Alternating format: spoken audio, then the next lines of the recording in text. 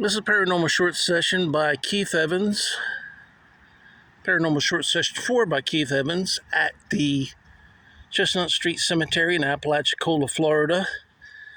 Today I'm going to be spending time next to this unique and beautiful tombstone, which is made out of one vertical tree trunk and it looks like 4 horizontal logs as its base. But before we get started there, I have some unfinished business with Mrs. Cook. Hey, Mrs. Cook. Mrs. Cook, I don't think it's you that is causing me the electronical problems that I've been having. It's very hard to document that type of stuff. And most people don't realize what paranormal investigators go through just to, get some paranormal data.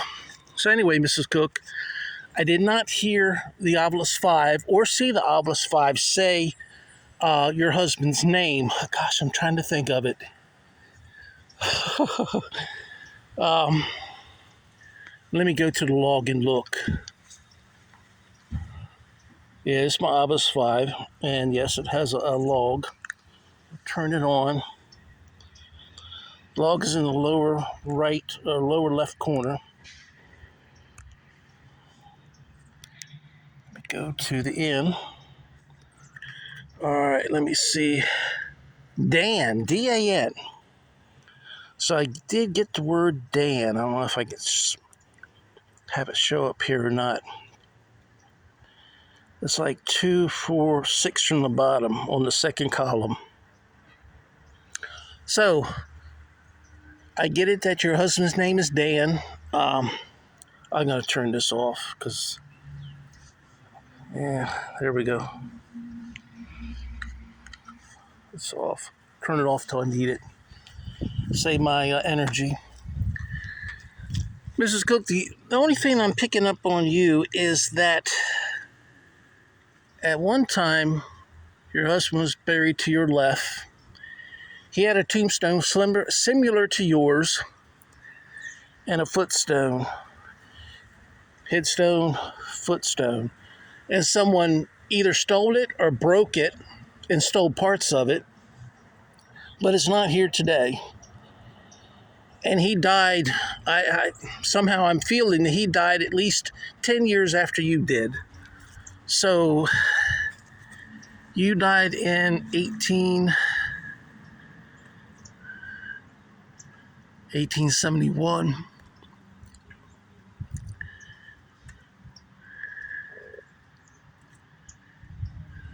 I'm not sure if that's your died. Yeah, 1871. So he died about 1881. Now, if I'm wrong, Mrs. Cook, please let me know. I'm going to pull out my EVP recorder. I'll restate my question.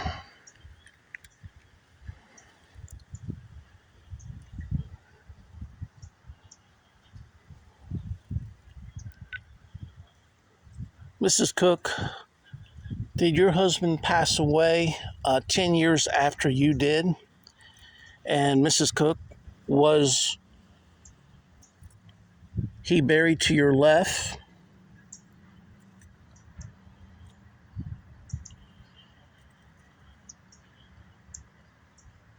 And Mrs. Cook, was his tombstone broken and part of it stolen shortly after he passed away?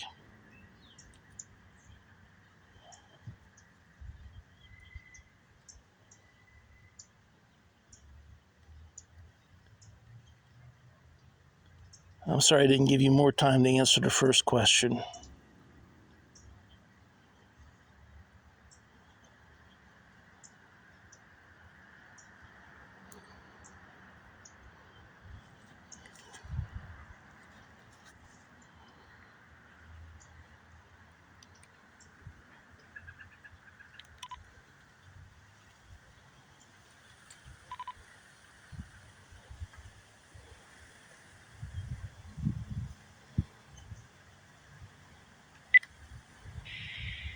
Mrs. Cook, did your husband pass away 10 years after you did, and Mrs. Cook, was he buried to your left?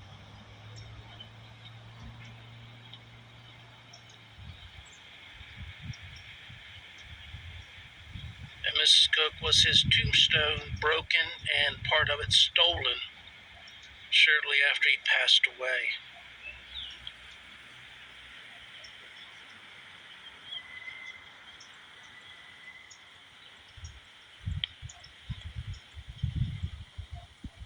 I'm sorry I didn't give you more time to answer the first question.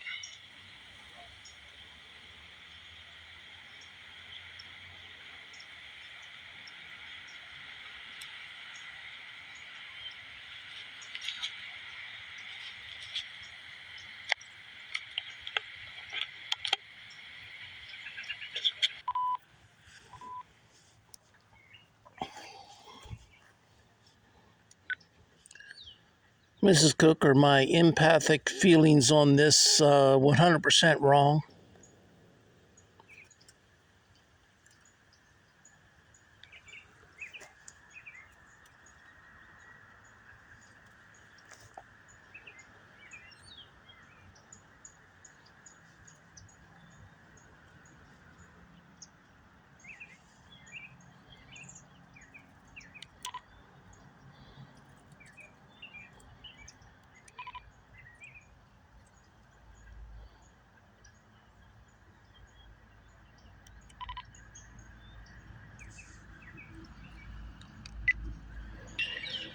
Mrs. Cook, are my empathic feelings on this 100% wrong?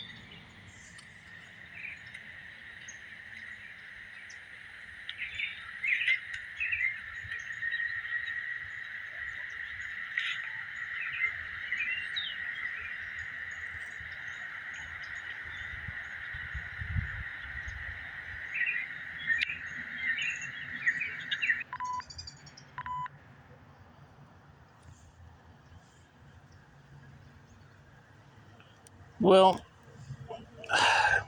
if anyone at home heard anything that they thought was the answer to my question, please leave me a comment. Even with my hearing loss, I'd have to say I don't think there was any response to any of my questions.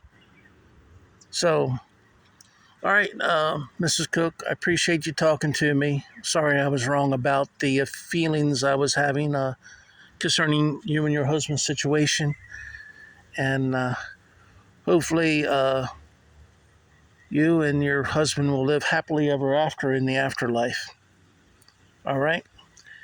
And I just like to remind all the ghosts and spirits that I'm putting this on YouTube. I'm putting it on social media to advertise my YouTube channel. And if you don't want to be a part of that, please do not manipulate the Ovilus 5 and or manipulate the EVP recorder when I ask questions or any other time. And that way we won't know you're here unless you can be self-illuminating and appear and be picked up on the camera. And if you want to be part of that, I'm sure you're not going to do that. So, all right. Thank you, Mrs. Cook. We'll see you next time. All right, I want to show you this really, really interesting tombstone. It sits on a base of 4 logs, as you can see here at the bottom. And it's like the trunk of the tree, and it has like little, limbs that have been cut off, and it wise into 2, with a little limb there. But it is actually a tombstone. And we're gonna look at the tombstone now, and it is George W., son of Reverend D. W. and Mrs. F.E. Core, I guess is the name, C-O-R-E, born November 27th, 1877, and passed away March 1st, 1902. Up at the top it has D-U-M, I guess it's Latin, T-A-C-E-T, And the third word is in Latin is C-L-A-M-A-T.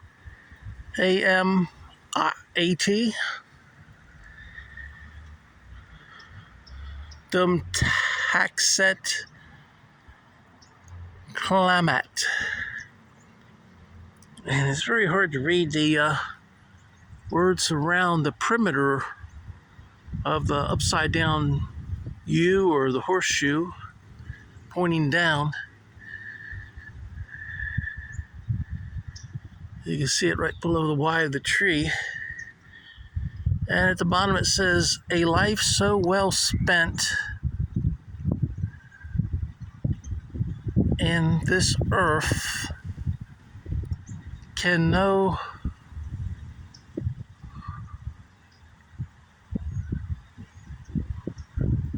I don't know what that next word is, to reap a bountiful full harvest in the one to come. Then you got like a little flower at the bottom.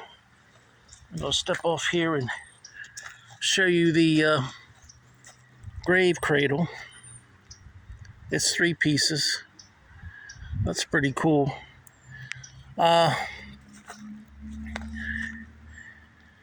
George W. Core. Mr. Core, do you mind using my Ovilus 5 to communicate with me? I'm going to turn it on. I picked the icon up at the top left. It says ABC.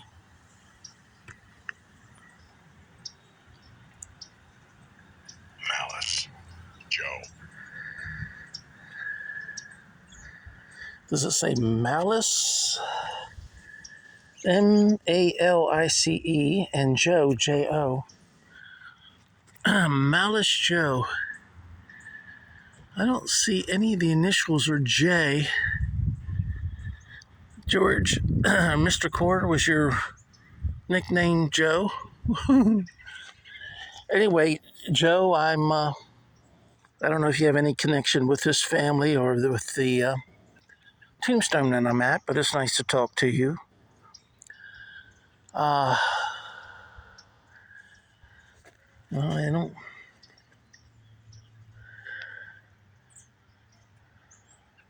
As far as malice, I'm not sure how to take that word. Reverend D.W. Core, this is your father here. He was born January 31st,